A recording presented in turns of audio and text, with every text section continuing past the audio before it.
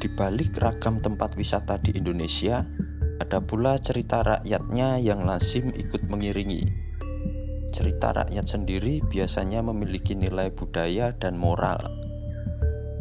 Sedangkan cerita rakyat adalah kisah imajinasi yang dibuat oleh masyarakat sekitar, di mana tidak jelas pengarangnya siapa, seolah-olah cerita itu nyata terjadi pada masa lampau. Bahkan, cerita rakyat biasanya mengandung pesan-pesan moral yang bisa dijadikan pelajaran. Di perjalanan kali ini, saya mengunjungi tempat wisata makam Ki Ageng Balak yang merupakan bagian dari cerita rakyat yang masih tetap hidup dan dipertahankan oleh masyarakat Balaan di Kabupaten Sukoharjo. Masyarakat Balaan begitu yakin dengan adanya makam yang dianggap membawa berkah. Berikut ini adalah cerita singkat dari salah satu juru kunci makam Ki Ageng Balak, Bapak Eri Purnomo, yang akan menceritakan siapa Ki Ageng Balak.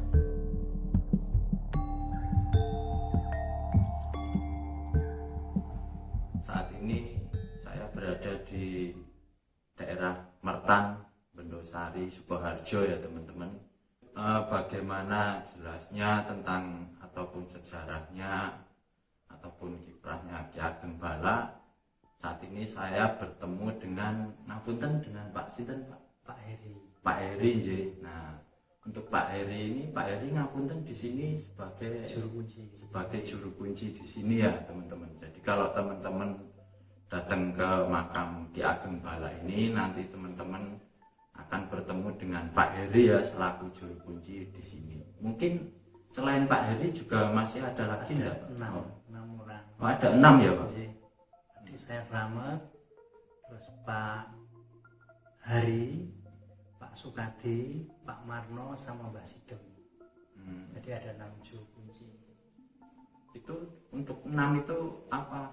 Bergiliran gitu Oh atau? enggak. Jadi makam sini itu juru kunci sudah mapan dan tamu sendiri sudah mapan. Jadi tidak mungkin apa perayaan peziarah gitu. Oh, yang sering kesini itu sudah apa biasanya sudah sama? Sudah sama juru kunci si A, aku sama juru kunci si B, aku sama juru kunci si C sudah mapan. Jadi sudah enak. Oh iya. Terkecuali kalau malam Jumat Kliwon mungkin ada 1, 2, 3 peziarah baru, itu memang bingung. Siapa ya itu ngomong bola. Oh iya. Jadi untuk yang biasa kesini itu jadi sudah terbiasa dengan juru kunci mereka sendiri-sendiri ya teman-teman.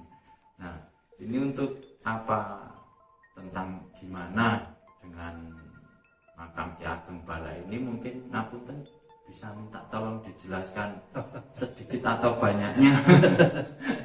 Jadi gini ya Mas, sebelum memulai cerita saya mohon maaf Jadi keberadaan makam Ki Ageng Balak ini bukan sejarah, bukan, boleh dibilang cerita rakyat yang diyakini kebenarannya sampai saat ini. Jadi kalau saya sebut cerita rakyat, hal-hal yang berhubungan dengan Ki Ageng Balak pasti terputus. Diambil cerita ke atas, ke samping, ke bawah, pasti tidak ada lagi.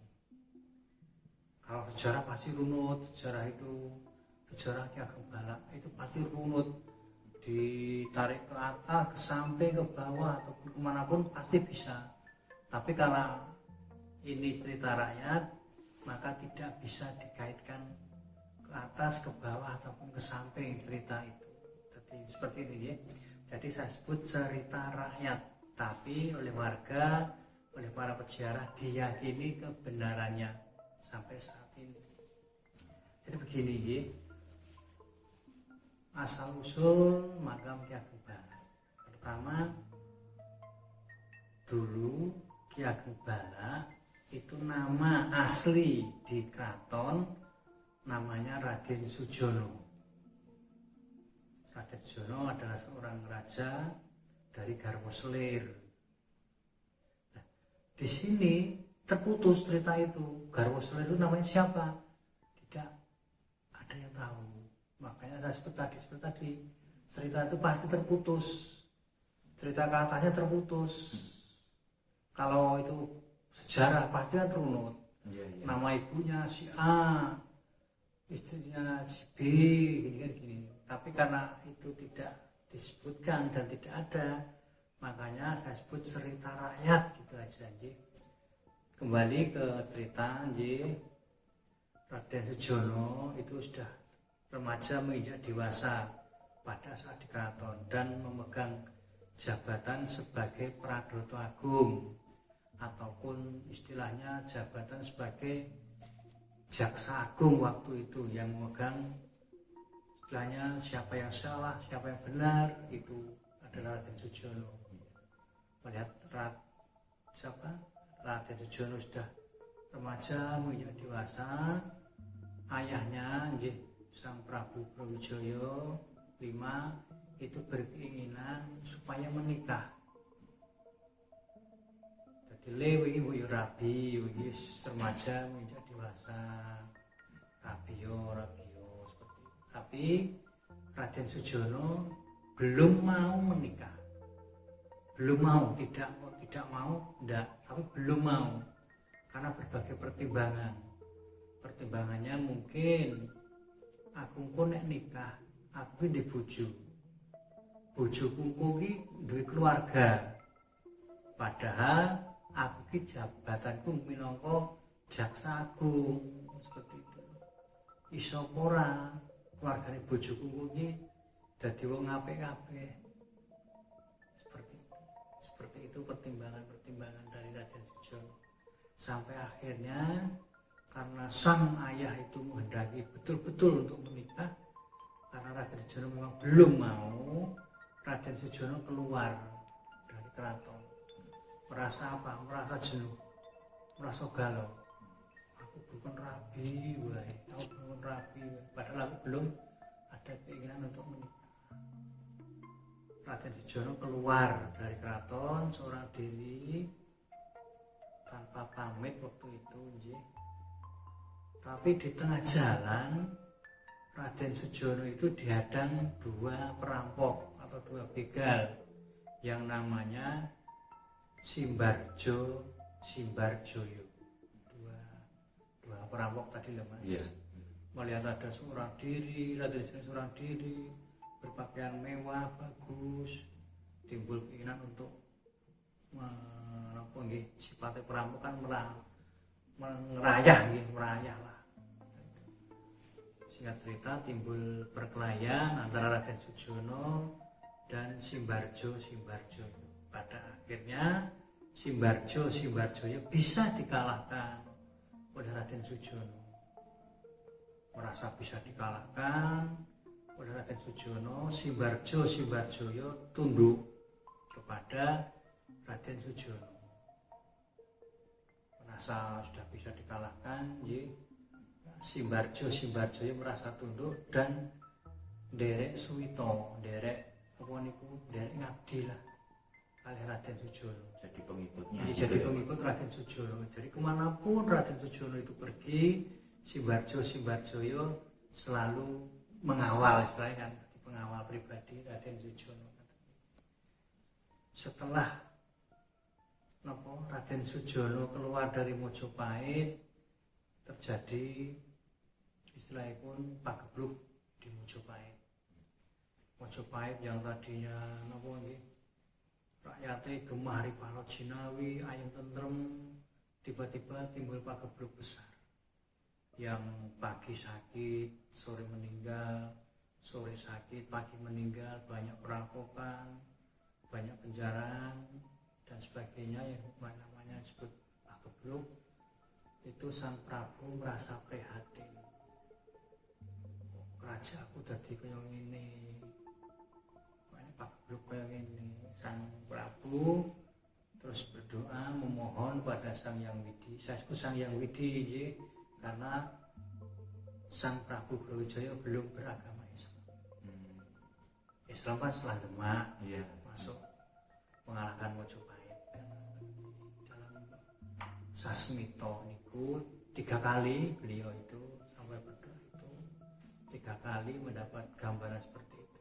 Sing iso ngerampungi masalah Mojopahit iku Raden Sujono. Besoknya lagi berdoa, mau lagi jawabnya seperti itu. Sampai 3 kali seperti itu. Karena 3 kali seperti itu dan merasa yakin itulah petunjuk. Sang Prabu bingung. Iki piye aku Raden Sujono ora ngerti lungane nang ndi, wong lungane ora sing dipamiti. Sang Prabu mengumpulkan anak buah, dikumpulkan semua. Yang intinya disuruh mencari Raden Sujono dimanapun dia berada. Bukan mulih lah. Singkat cerita, semua utusan sudah berangkat. Yang sing etan, sing idul, sing alor, sing ngilen. Yang ngilen kan ketemu Raden Sujono. Sudah ketemu, matur nopo wontenipun keadaan di Mojopahit dan Raden Sujono sudah paham nggih. Tetapi meskipun disuruh pulang, Raden Sujono tidak mau pulang. Kan matuk supaya Mojopahit itu dadi apik meleh. Tapi Raden Sujono tidak mau pulang. Cuman memberikan saran dan sarana. Saran itu nasihat, sarana itu barang yang diberikan. Jadi ada 2. Dikei saran berupa nasihat dan sarana itu berupa barang. Nah, kita tidak tahu aja barang itu apa. Utusan merasa cukup, puas, kembali ke Mojopahit. Sampai di Mojopahit matur napa wontenipun, semua saran dan sarana disampaikan juga oleh Sang Prabu. Saran dan sarana itu dilaksanakan semua di Mojopahit.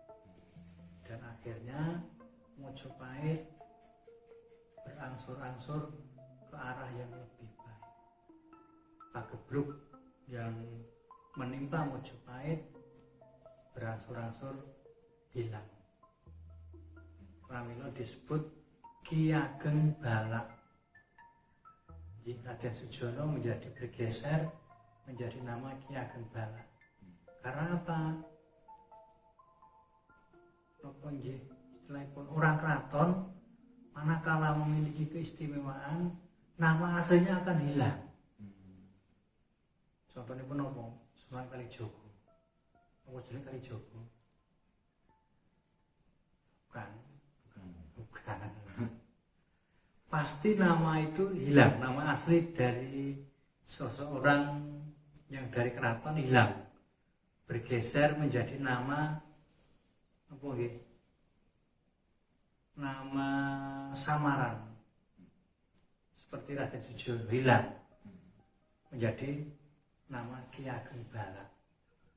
Ki Ageng Balak di sini ada 2 arti. Pertama, balak dalam artian balelo. Pertama, disuruh pulang tidak mau. Yang tadi pergi ke dari Mojopahit tadi loh. Karena disuruh cepat-cepat nikah tidak mau. Yang kedua kalinya disuruh menikah tidak mau. Yang terakhir, balak dalam artian pagebluk. Jadi cuma Ki Ageng Balak yang bisa menyelesaikan pagebluk di Mojopahit. Jadi ada 3. Kenapa disebut 3? Wow, karena memang 3 hal itu yang istimewa. Pertama, tadi mengenai tidak mau menikah. Yang kedua kalinya disuruh pulang tidak mau. Yang ketiga kalinya ada pagebluk di Mojopahit, tapi beliau tidak mau pulang. Meskipun memberikan saran dan saran. Jadi 3 itu yang bisa menggeser nama Raden Sujono menjadi ke nama Raden Ki Ageng Balak, Kiai Simbarjo. Jadi nama pengawalnya tadi juga diikut sertakan karena merasa sudah menjadi bagian dari Raden Sujono dan memang dimakamkan menjadi satu. Seperti itu. cut, habis. Iya. Nah, kalau cerita rakyat seperti ini mas, cerita rakyat seperti ini, tidak panjang lebar, tidak seperti sejarah mana mas. Kalau sejarah dan bayar itu kan sejarah pasti lama, diurut dari atas itu bisa, ke sampingnya juga bisa, ke bawahnya pasti juga bisa. Tapi kalau cerita ya seperti itu, habis.